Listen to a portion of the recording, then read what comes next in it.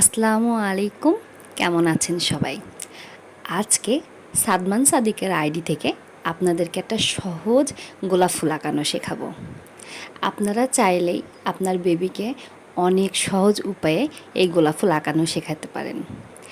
সেজন্য আমাদের মতো যারা মায়েরা আছি এদের অবদান অনেকটা। আমরা চাইলেই ভালোভাবে শিখে আমার বাচ্চাকে শেখাতে পারি। আজকে আপনাদের জন্য অনেক ইজি করে দেখানোর চেষ্টা করছি। প্রথমে পেন্সিলটা আপনারা যথেষ্ট সুন্দর করে শার্প করে নেবেন। পেন্সিলটা শার্প থাকলে আপনার ছবিটা আঁকানো অনেক সুন্দর হবে। দেখতেই পাচ্ছেন আমি কিভাবে আঁকাচ্ছি।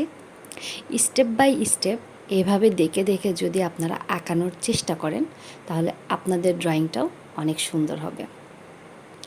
আমি পাতার শেপটা আগে হালকা করে করে নিচ্ছি, এরপরে আমি ডিজাইন করছি।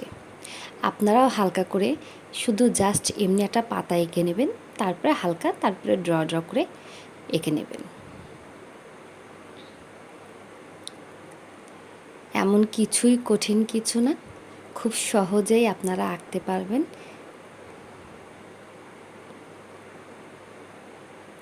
আর এই যে ছোট ছোট গাছে কাটা দিয়ে দিচ্ছে। গোলাপ গাছে তো অবশ্যই কাটা থাকে, যার জন্য আমি কিছু কাটা দিয়ে দিলাম। আবার সেই একই প্রসেসেই একটি পাতা আঁকিয়ে নিলাম। এরপর কলম দিয়ে ড্রয়িং করে আমি পেন্সিলের রঙটাও তুলে ফেলব।